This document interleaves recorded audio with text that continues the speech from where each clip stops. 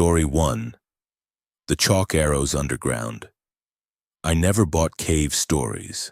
I grew up in Chicago, and when people talked about something living under the ground or hearing voices in the rock or whatever, I put it in the same category as ghost tours and chain emails. Entertaining if you were bored, but not something an adult was supposed to actually believe.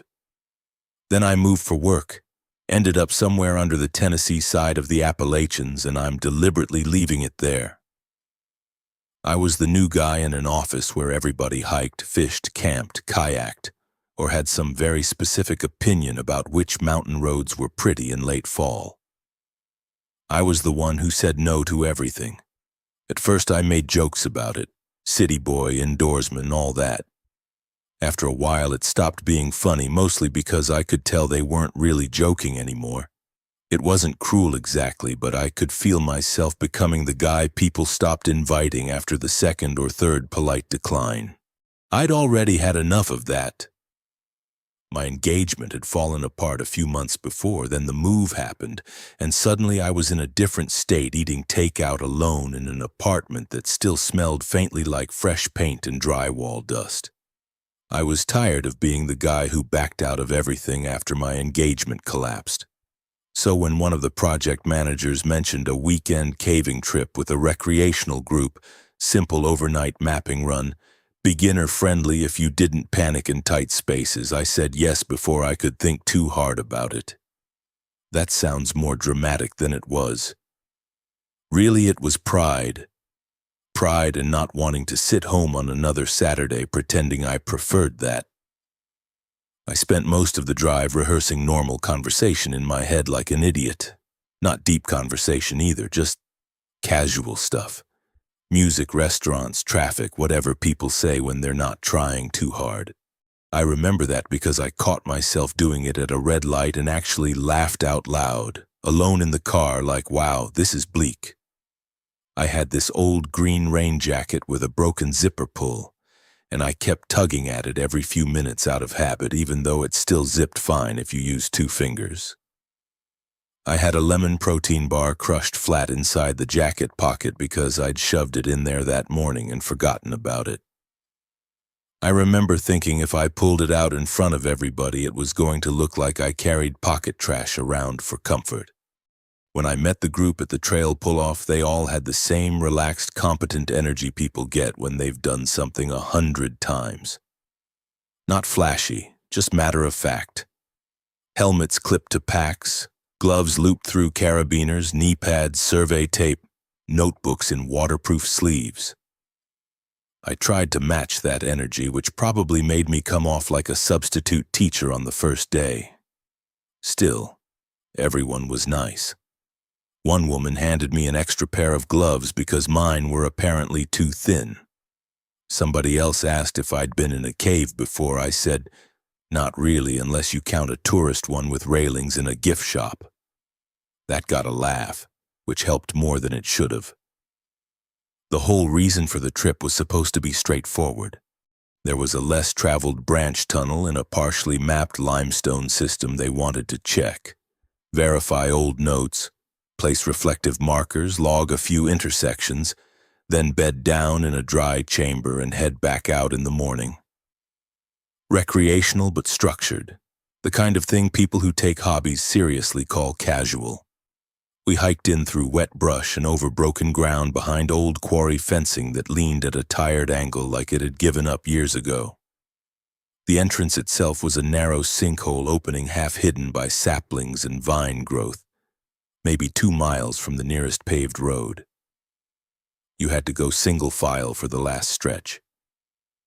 Somebody behind me said, "Watch that root," right before I almost caught my boot on it, which did not help my whole trying to look capable project. One of the older cavers, a guy everybody seemed to know, made an offhand joke while we were sorting gear at the entrance. He said people kept stealing survey markers deeper inside and nobody knew why.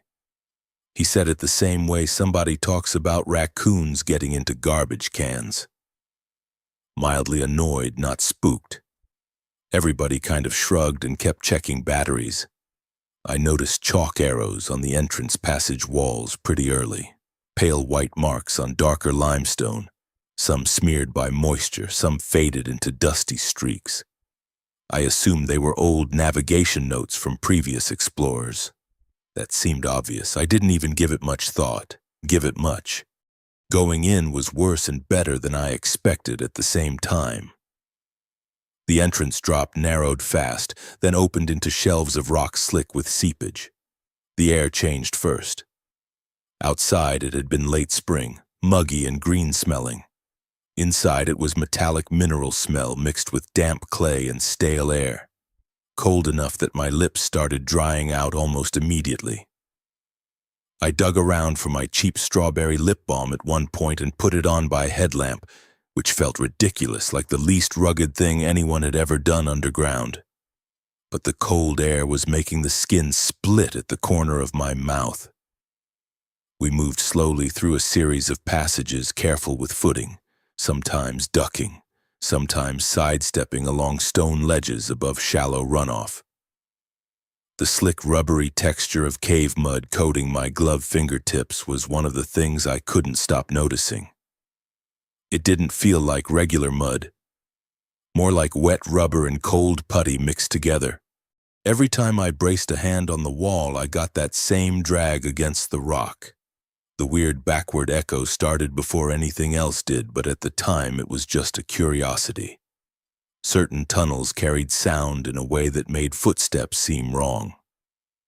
Somebody ahead would move, and it sounded like steps were coming toward us instead of away. Not exactly louder, just reversed somehow. I remember asking about it and one of the others saying caves did strange things with acoustics and geometry. That answer satisfied me then. For the first few hours, everything was exactly what I had wanted it to be. Interesting, uncomfortable in a manageable way, and weird enough to feel like I was doing something outside my usual life. We stopped to photograph mineral formations that looked waxy under headlamps, sat near an underground stream to eat packaged sandwiches, condensation dripping steadily onto my notebook pages until the ink fuzzed at the edges. Somebody played muffled classic rock from a backpack speaker while reflective markers got placed along the mapped route. It sounded absurdly normal, hearing a song you'd hear in a grocery store drifting around a cave chamber while cold water ticked off stone. I started settling down, honestly. There was a point where I was crouched near the stream eating half a turkey sandwich that had gone clammy in the wrapper, and I remember thinking this wasn't so bad. I could do this. I could be the kind of person who said yes to things. It sounds small, but when your life shrinks enough, small stuff starts feeling enormous. I thought about how stupid it would be if this ended up being good for me. Not in a profound, healing way. Just in a practical, maybe I stop acting like the world ended kind of way. Later, after we'd gone lower into colder chambers with steady groundwater dripping somewhere beyond the edge of our lights, I started noticing fresh chalk arrows. At first it was one arrow on a wall near a split passage, brighter than the faded ones near the entrance. The line edges looked crisp, not smeared by moisture. It pointed away from the route our group was taking. I remember pausing long enough to sweep my light back over it, then forward to the others. My first thought was easy. Another caving team, that was all. Somebody else exploring nearby, updating directions independently. It actually reassured me. The idea that there were other people in the system made it feel less remote. One of the women in our group said she hadn't seen that mark before, but not in a worried tone, more like mild surprise, and we kept moving. A little later there was another one, then another. This was where the whole thing started to work on me in a way I didn't like because the arrows only seemed to appear after we'd passed intersections. I'd look back down a tunnel we had just come through and there would be a new bright mark on the wall where I could have sworn there hadn't been one a minute earlier. Not every time, which would have made it easier to call obvious hallucination or prank. Just enough that I started paying attention to the order of people in the line, where lights had been, who stopped where. I kept explaining it positively. That was my instinct. Somebody from another team moving on a parallel route. Somebody had marked a turn while we were focused on footing. The walls looked different depending on light angle. Chalk showed up suddenly when your beam caught it from the side. All plausible, all reasonable. Then one of the reflective markers disappeared. That bothered everyone a little more because it was ours, not some old mystery mark. We had set it ourselves on a jagged outcrop at shoulder height. Then it was gone. We spent maybe 5 minutes checking around assuming it had fallen. Eventually somebody found it balanced neatly on a dry rock shelf off to the side, almost displayed. Not dropped, placed. I heard one of the group laugh like they were trying out the idea that it was funny. I laughed too, because what else do you do when you're the least experienced person there and everybody else is pretending this is mildly annoying at worst?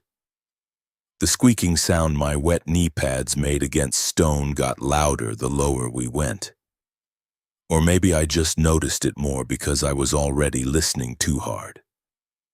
Same with the drips, same with breathing. Everything became data I didn't know how to sort. Then there was a point at a narrow crack in the wall where someone ahead called for a light. We all crowded as much as the space allowed and saw a pile of empty food wrappers pushed back inside the crack, way farther than you'd casually toss trash. Hidden, basically. You would have had to crawl in on your stomach to stash them there. Nobody recognized the brands. That sounds like a small detail, but it made my stomach do this heavy downward drop. Not because of the wrappers themselves, just because of the intentionality. Somebody had been there long enough to eat and care enough to hide the evidence. Even then, I kept trying to tilt it toward normal. Maybe local explorers using the cave regularly. Maybe exactly what the older guy joked about. Maybe somebody squatting in a dry chamber, embarrassed and keeping out of sight. You can do a lot with maybe when you don't want to feel stupid. At one point, I honestly wondered if cave acoustics were scrambling my sense of direction enough to invent patterns.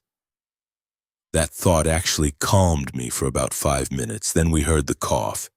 It came from lower down, from a chamber that one of the cavers had said was sealed off by an old collapse. Not fully inaccessible maybe, but not part of any route we were taking. It wasn't a dramatic sound. Just one short human cough, rough and chesty, followed by silence so complete it felt pressed against my ears. Not animal, not rock movement, a person. I nearly said we should turn around right then. I was already opening my mouth. Then I looked at the others and nobody was panicking. Tense, yes. Alert. But still moving, still talking in that clipped, practical way people do when they don't want to feed fear. And I could feel exactly how I'd sound if I pushed it. City guy gets spooked underground ruins trip. I didn't want to be that person.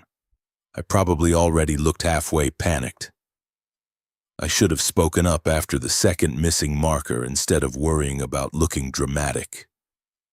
So I stayed. That's the decision I come back to more than anything else. Not because leaving then definitely would have fixed everything. Maybe it wouldn't have, but it would have at least been a decision based on what I was actually feeling, instead of what I thought I was supposed to look like in front of strangers. The cave kept doing that spiral thing after that, where every few minutes something would ease just enough for your body to unclench, then it would tighten worse. We'd get through a constriction and into a wider chamber, and I'd think, okay, fine, maybe we're overreacting. This is just another group nearby, this happens. Then I'd look back and see another bright arrow on wet limestone pointing away from us. We'd stop to check the map and everybody would sound normal enough that I'd believe normal again. Then someone would notice a marker had been moved, or hear that backward echo turn our own shuffling steps into the sound of somebody approaching. At one junction, the passage floor was smooth mud with a thin film of water over it, untouched except for our own boot prints. Clean enough that our lights reflected dull silver off the shallow surface. We crossed it in single file. When I glanced back from the far side, there was a new chalk arrow on the wall we had just passed, white and fresh and impossible to miss. No prints crossed the mud except ours. I didn't say anything for several seconds because I wanted another explanation to arrive on its own. A stray branch I hadn't noticed, somebody in our group doubling back along the wall. Chalk that had been there and only looked new because it dried differently. My thoughts kept presenting these options like index cards, and none of them held up for more than a second. One of the others finally muttered, "Was that there?"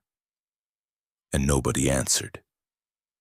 We partially calmed down again when the map seemed to line up with a broader passage heading toward the chamber where we were supposed to stop for the night. The relief in that moment was real. You could hear it in everyone's voices.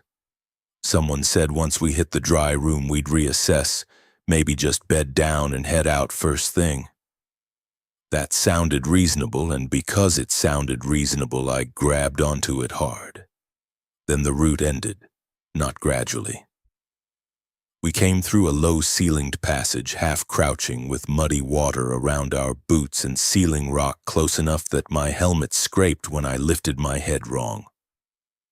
The passage opened slightly, then stopped at a fresh rockfall that wasn't on the older maps. Fresh as in sharp edges, pale exposed stone, dust not yet darkened by moisture. A blocked throat of stone where the continuation should have been. Everybody started talking at once, not yelling exactly, but too fast. Map out, lights shifting, somebody swearing under their breath. My pulse had gotten so hard I could feel it in my teeth. The muddy water around my knees was so cold it almost burned. One of the group turned to sweep a light back behind us. That was when we saw the walls. Dozens of chalk arrows. Not 3 or 4, dozens. Layered on both sides of the passage, bright and hurried and unmistakable, all pointing back the way we had come. Some shoulder height, some lower, some nearly at eye level. The white marks stood out against the damp stone so sharply it made my vision jump. I knew they had not been there on the way in. I know how that sounds, but they weren't.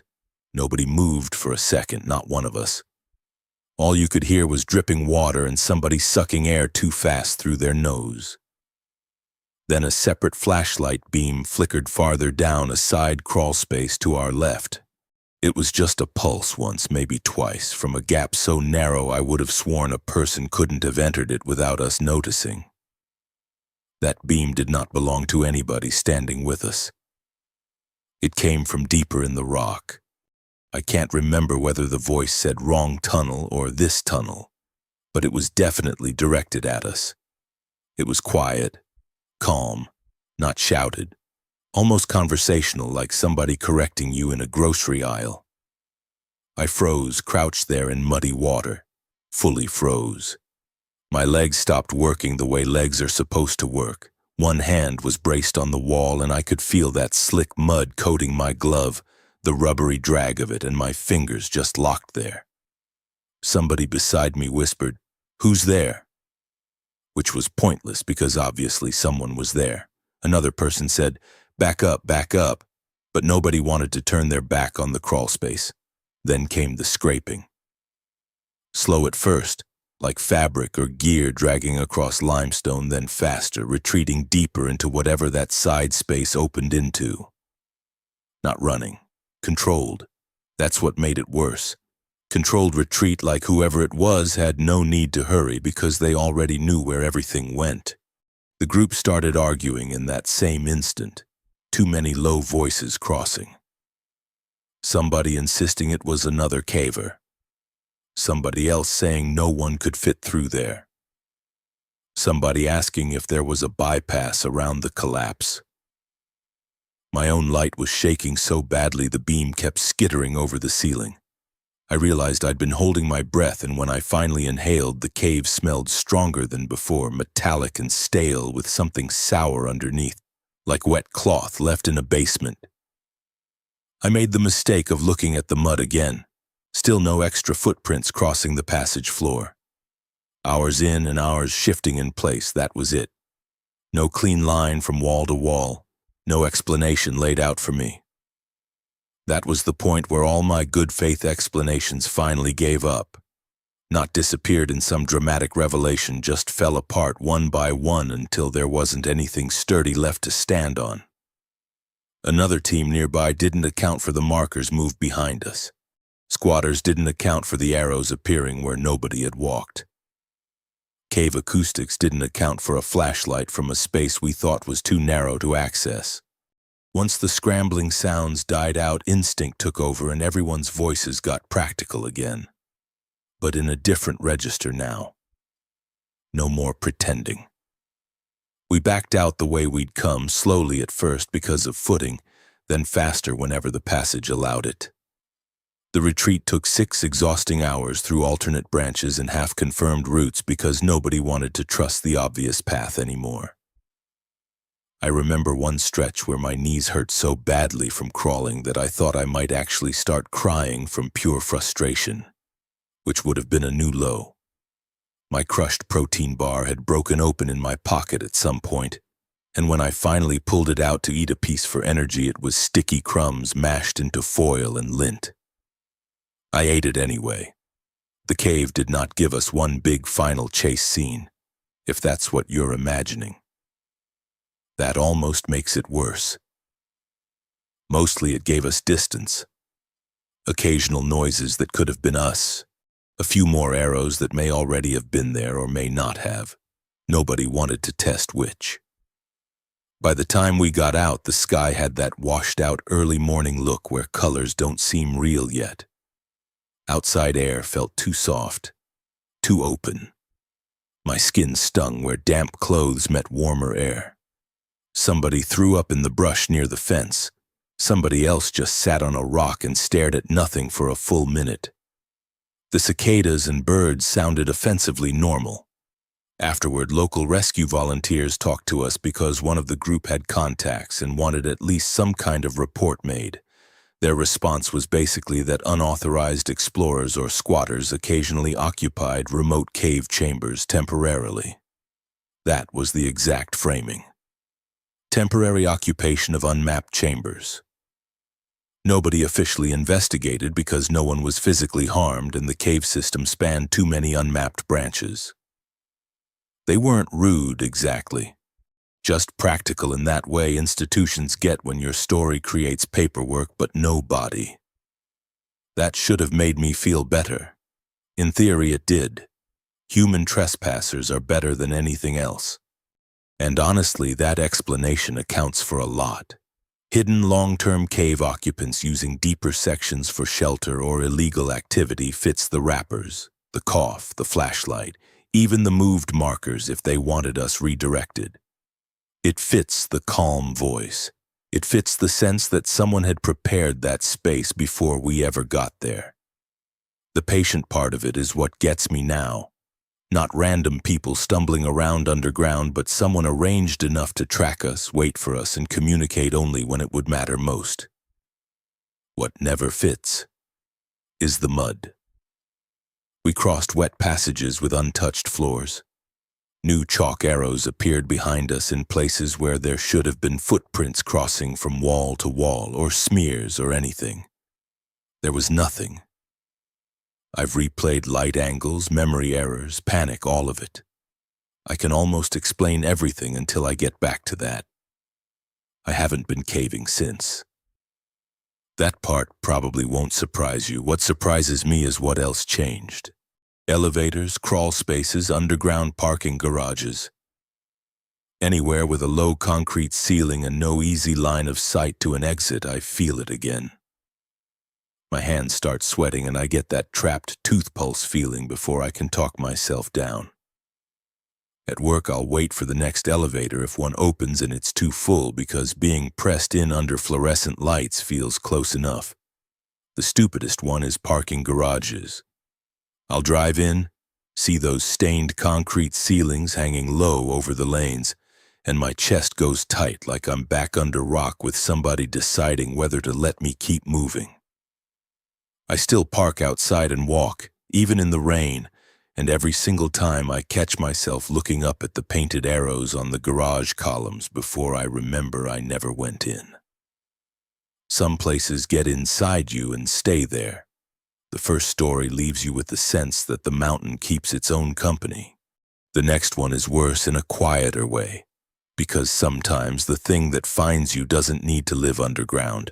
It just needs to know where you've already been. Story 2. Somebody knew our names. I've spent most of my life in these mountains, and I'm old enough now that people assume I scare easy, which irritates me more than it should. I grew up hearing every exaggerated story you can hear around eastern Kentucky. Creatures in the tree line, voices in creek beds, miners still walking tunnels they never came back from. Most of it was designed to keep teenagers from doing dumb things after dark. Some of it worked. Most of it just made them do the dumb thing sooner. I learned early that abandoned cave mouths and collapsed mining access tunnels were dangerous for very boring reasons. Bad air, rotten supports, loose rock, hidden drops. That was enough for me. I never needed folklore to explain a place that could kill you by being neglected. For years, I guided informal fishing and hiking trips for friends, cousins, neighbors. Whoever wanted to know which ridge trail stayed passable after heavy rain or where to park an ATV without getting it buried to the axle. I knew the old access roads and the dry creek beds and the equipment lots where rusted machinery sat half swallowed by weeds. Some cave entrances locals avoided because of unstable rock, and I avoided them too mostly. Not because I was nervous, just because I respected gravity. The trip I'm talking about was supposed to be simple. My nephew was leaving soon for military training and wanted one more afternoon doing something that felt local, something he could take pictures of and brag about later.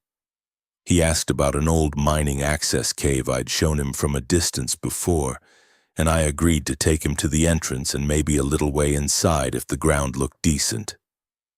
Routine. Nothing about it felt like a risk worth talking about. I was tired of everybody treating me like I needed supervision the second my hair went gray. My sister had already started in on me before we even left. Bring GPS gear, bring extra water.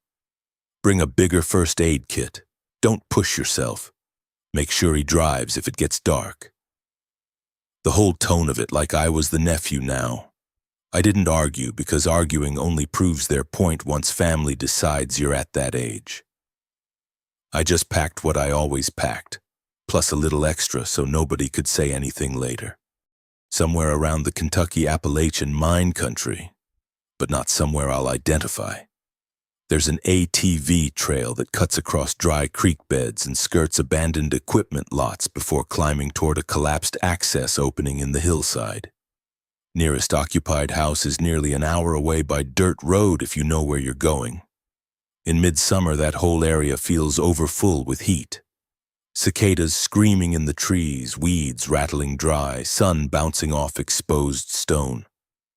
We rode out there in the afternoon with lanterns, flashlights, bottled water, and a bag of peanut butter crackers because my nephew wanted photos inside the old tunnel before he left town. On the ride in, Grit worked under my watchband and sat there grinding against the skin. I remember that because I kept trying to shift it one-handed on the ATV and couldn't quite reach the right spot. My nephew had sprayed his sleeves with cheap citronella before we left, and that sharp lemon chemical smell kept catching in the air whenever he rode ahead of me. Near the entrance, we found fresh boot prints laid right over older animal tracks in the dust and mud. Good tread, recent, not washed out by rain. I glanced at them, registered adult size, then moved on. People still cut through illegal all the time around abandoned property. Hunters, bored kids, trespassers, scrappers. It didn't interest me much. The cave mouth itself was really more of a collapsed mining access tunnel.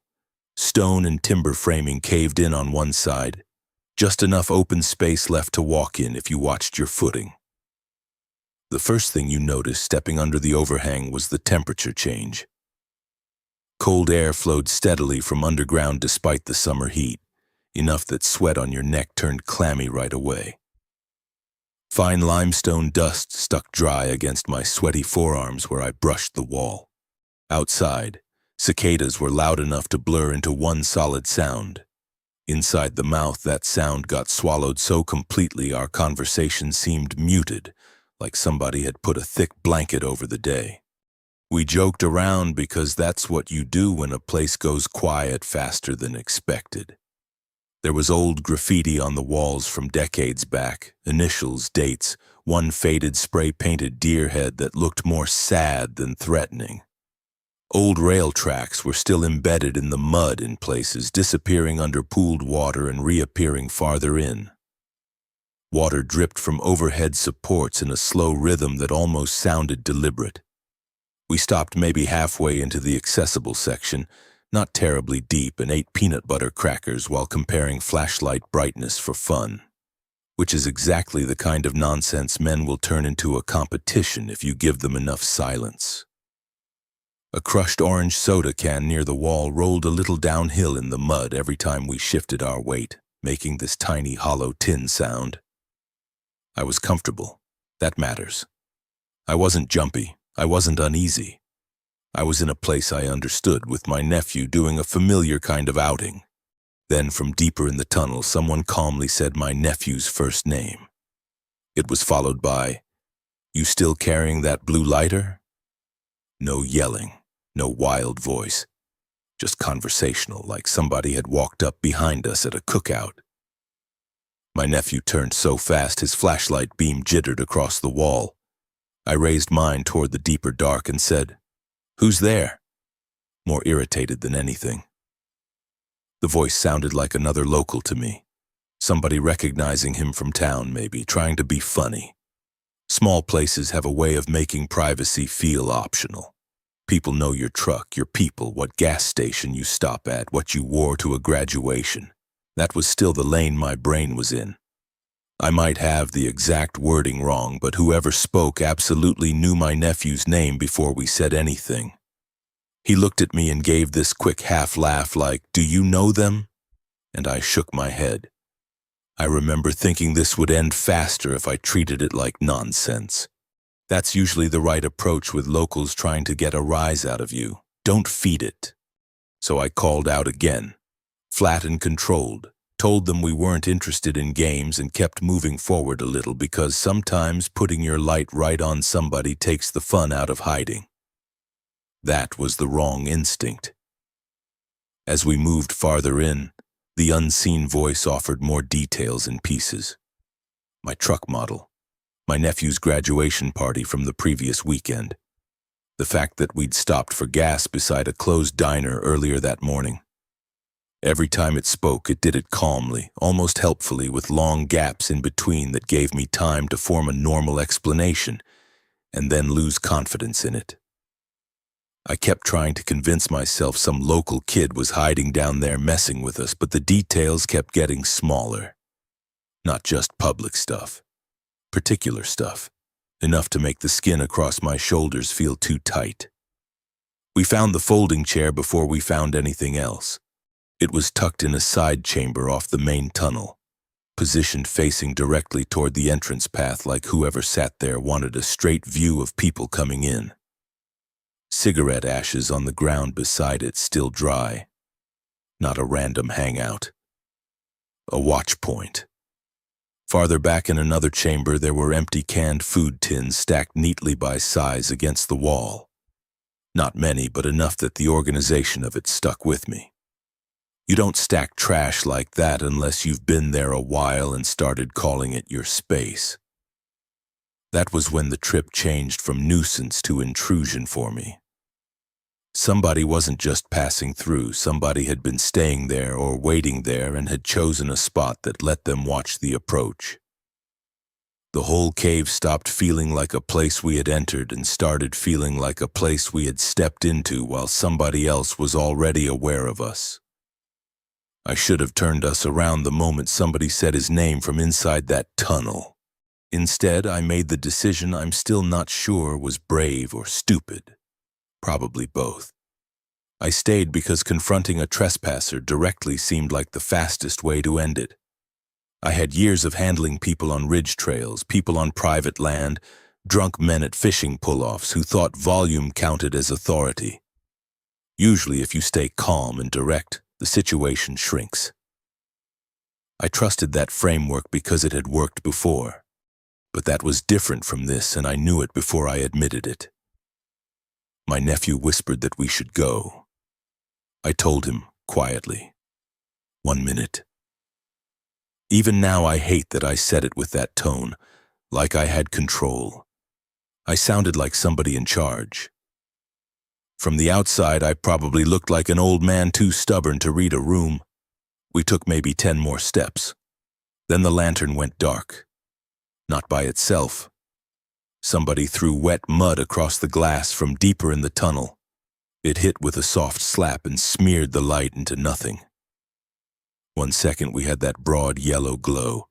Next second just flashlight beams cutting sharp white lines through dust. My hand tightened on my flashlight so hard the knuckles cramped. We swept the beams forward and caught a narrow crawl passage on the right, one I hadn't noticed before, the wall around it covered in scratched initials and dates. Not spray paint, carved marks, dozens of them, layer over layer. Some old enough to soften at the edges, some sharp and pale. Names maybe, initials definitely. Time spent, presence recorded. Then the voice said both our names again. From behind us. I turned so fast my boot slid in the mud. There was no visible route around that chamber, no open side passage I could see, nothing but the way we'd entered and the wall line where our beams shook. Still the voice had come from behind, close enough that my whole back tightened at once.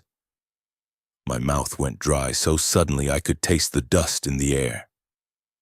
My nephew made this short sound I'd never heard from him before, not a word, just air punched out of the chest. That was the moment I understood somebody had likely been observing visitors from hidden side passages long before we entered, not reacting to us on the fly. Already informed, already positioned, the cave mouth, the silence, the chair facing the entrance, the collected details, all of it folded together at once. I froze. Full stop. Just for a second, maybe less, but long enough to feel shame about it later. My body locked while my brain tried to build a map that worked. There wasn't one. I could feel sweat cooling under my shirt and limestone grit sticking to the inside of my wrist where my watch sat. The flashlight beam in my hand trembled against the wall, catching the carved initials, then the mud, then empty dark. I didn't call out again. No more conversation, no more proving anything. I grabbed my nephew by the sleeve and we ran.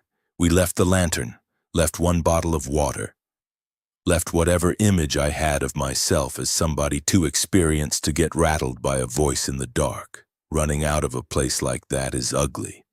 It's slipping, shoulder-checking rock, breath getting loud in your own ears, light bouncing wild enough to make every timber shadow look like movement. The cave mouth stayed black until suddenly it wasn't, and then the outside heat hit us like opening an oven. Cicadas were still screaming. Sun still bright. The normal world had the nerve to still be there. We made it back to the ATVs and I nearly fumbled the key because my fingers wouldn't settle. My nephew was pale under the dust. He kept looking behind us toward the tree line and the entrance cut in the hillside. Neither of us said much on the ride back. State police talked to us later because you can't tell that kind of story to family without somebody wanting an official answer. Their line was that transient squatters sometimes occupied abandoned mine systems temporarily and probably tracked locals entering the area. They said search teams wouldn't enter unstable lower sections beyond the accessible tunnels. That was it. No dramatic follow-up, no sweep, no certainty. Just a practical explanation and a limit on what they were willing to do. And practical explanations go a long way here. Hidden occupants gathering personal information locally does account for most of it. Small towns leak details. You can overhear names at gas stations, notice vehicles, watch who goes where. If somebody spent time near those abandoned properties and roadside stops, they could assemble more than we'd like to think. I know that. What I don't know is how the second voice got behind us without any visible connecting passage through that collapsed tunnel system. That chamber did not offer an easy loop. I've gone over the layout in my head more times than I care to admit, and maybe there was a crawl space I missed, maybe there was. But if so, it was used by someone who knew it better than I knew my own backyard. I don't go into abandoned openings anymore, not even a few feet. That's not fear exactly, that's correction. But the part that stayed with me isn't the cave itself. It's hearing my own name in a place where it didn't belong. Quiet spaces do something different now. Empty church basements, school hallways after events, storage buildings, anywhere sound goes flat. If somebody says my name unexpectedly from a room I thought was empty, my stomach drops before I can stop it. My nephew asked me once, a year or so after, if I ever wanted to go back with more people and better gear. I told him no so fast he didn't ask again. We still fish together, we still ride the ridge trails. But we don't talk about cave trips, and if we're somewhere quiet and somebody he knows calls out from another room, I still see him glance at me for half a second, like he's checking whether I heard it the same way he did. Some places get under your skin. Others make you feel like your name was never really yours to begin with. Not every story starts with the person in danger. Sometimes the danger has already happened, and what's left is the record of it. The last one builds that way, piece by piece, until the part that should have stayed buried winds up sitting in a box with old family things. Story 3. The Red Helmet Recording. This happened when I was 10, which is important because 10-year-olds are old enough to remember things clearly, and young enough to misunderstand almost all of them. As an adult, I know that now. At the time, I thought I understood more than I did. My father volunteered with amateur cave rescue groups, not full-time professionals, but the kind of people who got called when weather turned bad and someone needed extra hands, extra ropes, extra lights, extra bodies willing to stand around in awful conditions until they were useful. If childcare fell through, which it sometimes did, he'd bring me along to safe staging areas during searches with very strict instructions about where safe ended. I loved going because it made me feel included in something serious. I wanted his approval in that very intense kid way where you don't yet know how obvious it is. I was 10, so there are definitely conversations I misunderstood or remembered out of order. Still, some details never moved. Somewhere in the cave systems running beneath the West Virginia Appalachians, there was a flooded cave entrance at the bottom of a sinkhole creek basin reached by a steep logging trail that turned to deep ruts whenever it rained hard. This was early March, freezing rain most of the day, the kind that doesn't fall dramatically but soaks everything until the world feels raw. Flash flooding had trapped several recreational cavers underground, and the rescue staging area was set up in the mud above the entrance, trucks backed in at crooked angles, portable generators running, equipment under tarps that snapped and sagged with collected water.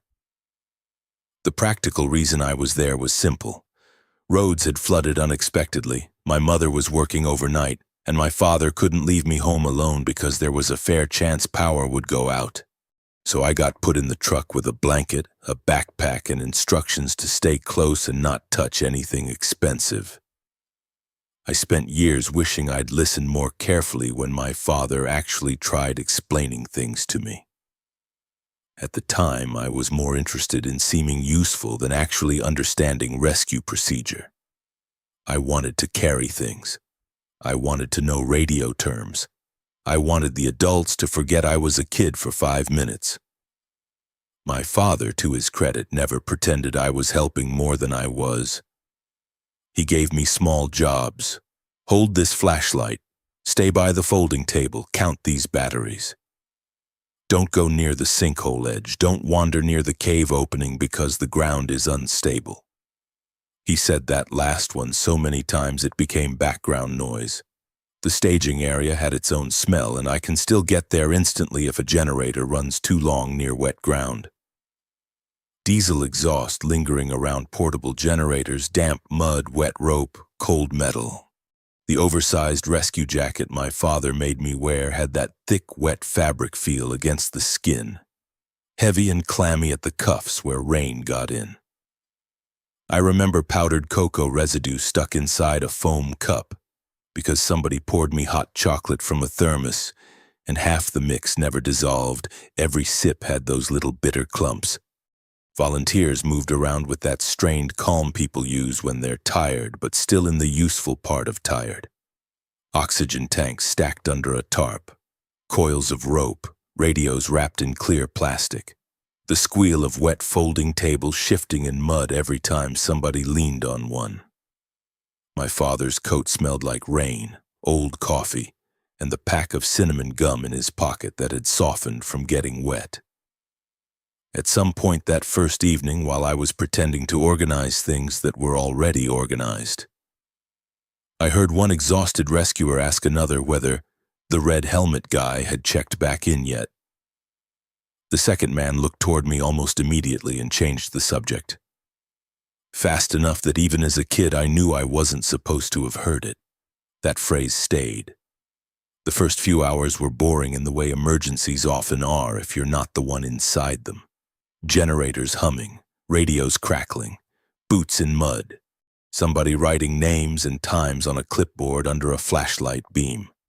I ate vending machine crackers that had gone soft from sitting open too long and drew cave maps on damp cardboard with a marker that kept skipping. In my drawing, all the passages looked like tree roots because I didn't know how else to draw branching tunnels. My father checked on me every so often, touched the top of my head as he passed, told me again not to wander. To me then, the volunteers looked calm. As an adult, I can hear the strain in the memory, the clipped answers, the pauses before someone spoke into a radio, the way every person kept glancing toward the entrance, not constantly, just enough that it meant something. Late that night, a rescue diver came out of the cave visibly shaken. That part I remember very clearly because he was one of the people I thought nothing could shake. He had on neoprene and mud and looked gray with cold. And when someone handed him a cup, he missed it the first time because his hands were trembling. He said he'd seen a man wearing an old red climbing helmet standing motionless farther inside a flooded branch passage, not swimming, not calling out, standing, calling. Adults dismissed it almost immediately. Exhaustion, distorted flashlight reflections off wet rock formations. One of the older volunteers said flooded passages turned shapes into people all the time if you'd been underground long enough. The diver argued for maybe 30 seconds, then went quiet in that way adults do when they realize the room has decided not to make space for what they just said. At 10, I mostly absorbed the image, not the implications. Red helmet, standing in water. Still, it bothered me in a way I couldn't have explained, but it didn't fully become horror until later. Over the next day, the phrase kept resurfacing, quietly, separately, in fragments. Different volunteers mentioning they'd seen the same red helmet deeper in different tunnel branches. Always still. Always farther in than it should have been. Never responding when called toward. No one made a big announcement about it. That almost made it worse even then. Grown adults lowering their voices around something because naming it louder might make it more real. I became fascinated in a way that now feels embarrassing and very childlike. Not scared enough to avoid it, curious enough to chase it. My denial mechanism at 10 was investigation. If I could figure out who the red helmet guy was, then I could put the adults back in order. Somebody unaccounted for, somebody trapped, somebody they hadn't logged yet. A problem, not a mystery. So I started quietly looking through equipment logs and check-in sheets whenever no one was paying attention. Not because I was sneaky by nature, because I genuinely thought I was helping. There was no active rescuer listed with red gear matching that description. Mostly yellow, white, orange, reflective striping, names I didn't know. No red helmet. I checked twice because I assumed I'd missed it. My father caught me at the radio table once and snapped hard enough that I still remember the sting of it. He told me to get away from the equipment and stay where he put me. I was shocked more than hurt. He almost never raised his voice at me in public. I almost stopped then. Mostly because I felt ashamed. I wanted his approval and got the opposite. But the anger on his face read differently to me than normal irritation.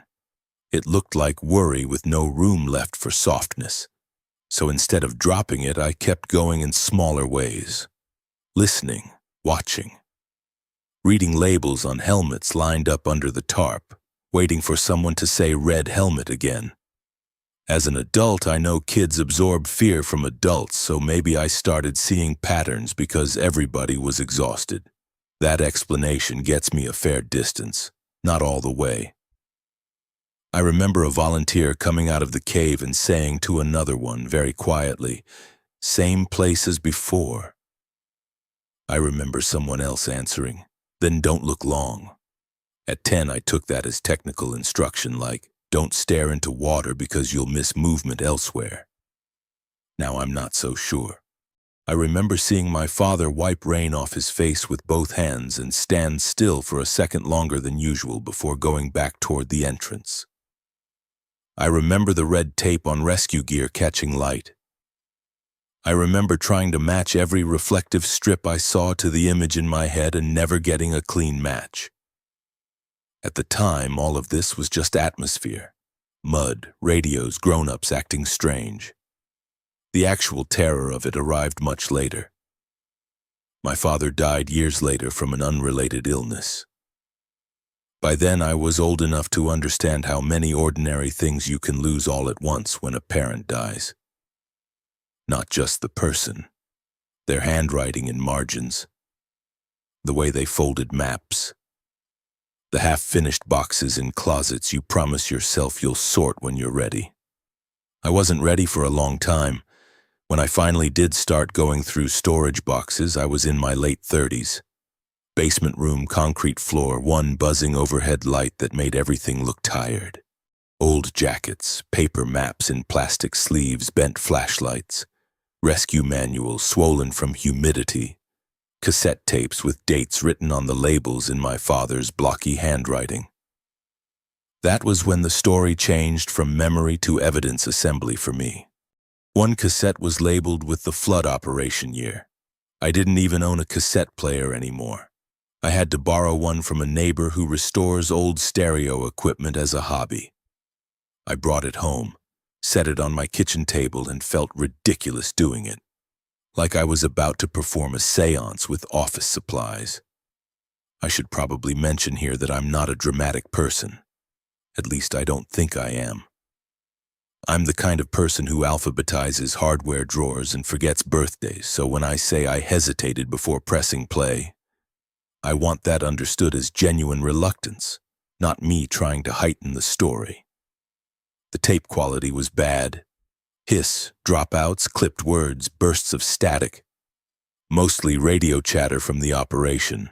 Tunnel routes, air checks, equipment requests, names repeated, one voice stepping on another. Mundane, technical, exactly what you'd expect. I listened once and almost convinced myself that was all it was. Then I listened again with headphones. Near the end of the tape, under the normal chatter, there was breathing. Heavy, close breathing near a microphone, not someone speaking from a distance over radio traffic. Near, present, too close. The kind of sound you notice in your own headphones because it feels like somebody is standing behind your shoulder. Rescuers on the tape were discussing tunnel routes at the same time, talking over each other in short, clipped phrases. Then an unfamiliar voice calmly said, "He's still watching the entrance." The transmission cut out right after. That sentence didn't hit me all at once. First I rewound because I thought I'd misheard it. Then I replayed it louder, then quieter, then through speakers instead of headphones. Every time the same thing. Calm voice, not urgent, not confused, just stating a fact, and nobody on the recording reacted. That was the part that made the blood leave my hands. Not the voice by itself, the lack of response. It was as if the statement happened in a layer none of the other radio traffic could access, or as if it was normal enough to go unremarked. Neither possibility helped. I froze, sitting at my kitchen table with one hand on the cassette deck. The room was warm, but the skin under my shirt had gone clammy. I became aware of the refrigerator motor kicking on, the tick of the wall clock over the sink, a car passing outside. Small, ordinary sounds suddenly felt unbelievably far away. I realized I'd bent so close to the player that my neck hurt. I kept digging through those recordings because part of me wanted proof the adults missed something. That sentence sounds noble when I write it, but it wasn't. It was grief and stubbornness and maybe a little resentment. My father had spent years knowing things I didn't know how to ask about properly, and after he died, all those answers became objects in boxes. I wanted one thing in those boxes to say, clearly, this was real and they all knew it. Instead, I got fragments that made everything worse. I called one retired diver who'd been there.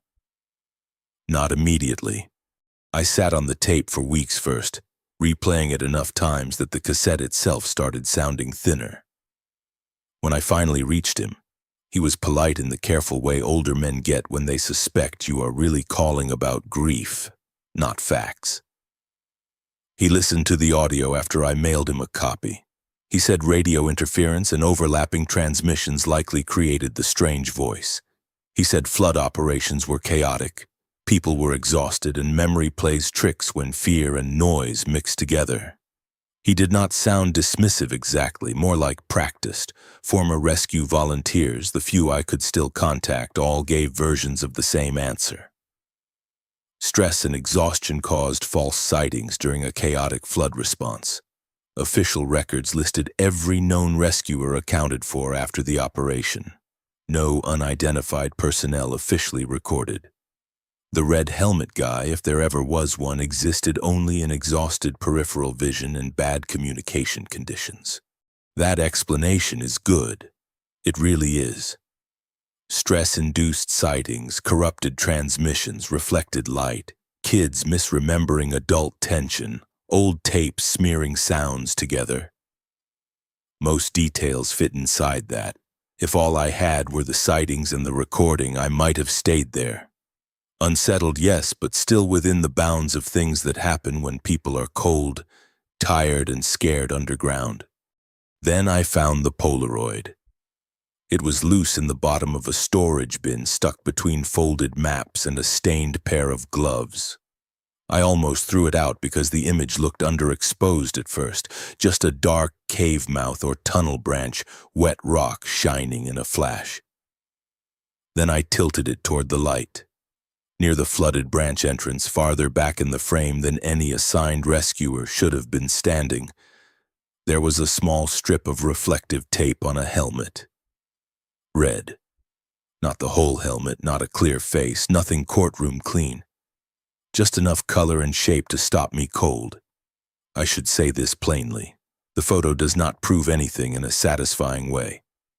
Old film shifts, flash changes colors, reflections distort, distance lies.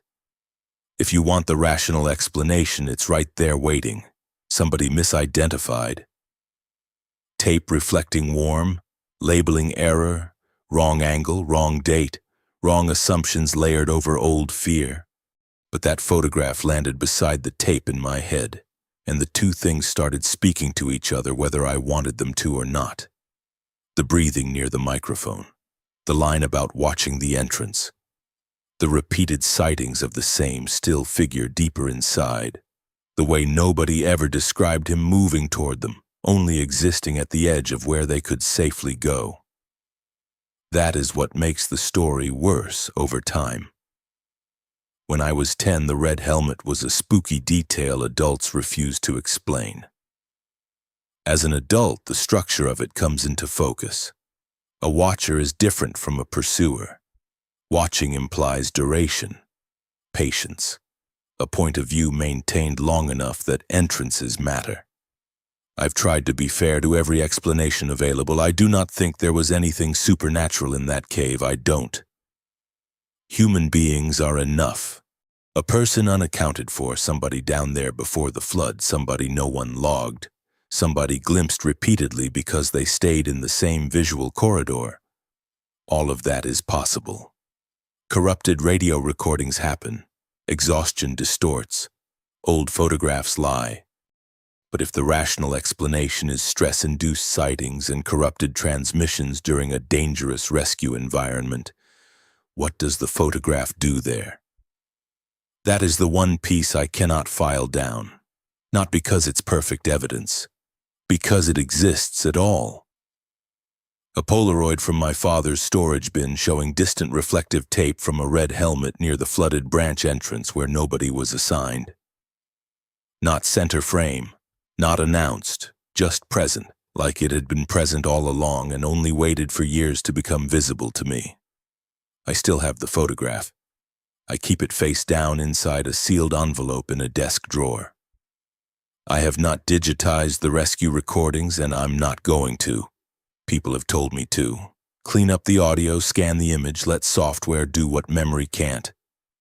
Maybe they're right. Maybe a cleaner version would collapse this into something ordinary. I don't seem to want that as much as I say I do. The ongoing part isn't that I think something is still underground waiting on me specifically. It's smaller and more annoying than that. It's the way certain combinations of things reopen the whole structure in my head.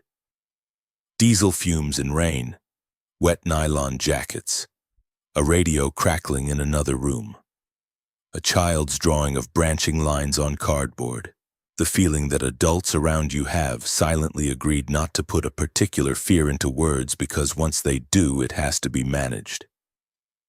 I used to think the most disturbing part of the story was the voice on the tape. It isn't. It's the possibility that several grown, competent people saw the same still figure underground during a flood rescue and decided collectively or individually to keep functioning around it because there was no room for anything else. That feels more real to me now than any dramatic explanation. Maybe the red tape in the photo belongs to a rescuer misfiled in memory.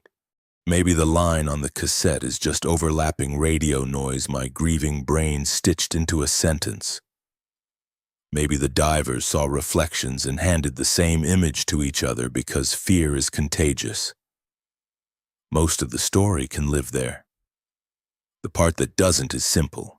The figure, if there was one, was always reported farther inside and never advancing. Just visible enough to be noticed, just stationary enough to be dismissed, and somehow always in the branch that kept eyes on the entrance. That's why the photograph stays sealed. I don't want to spend the rest of my life zooming in on a face that may not be there, and I don't want to hear that tape cleaned up enough to find out whether the breathing gets louder before it ends.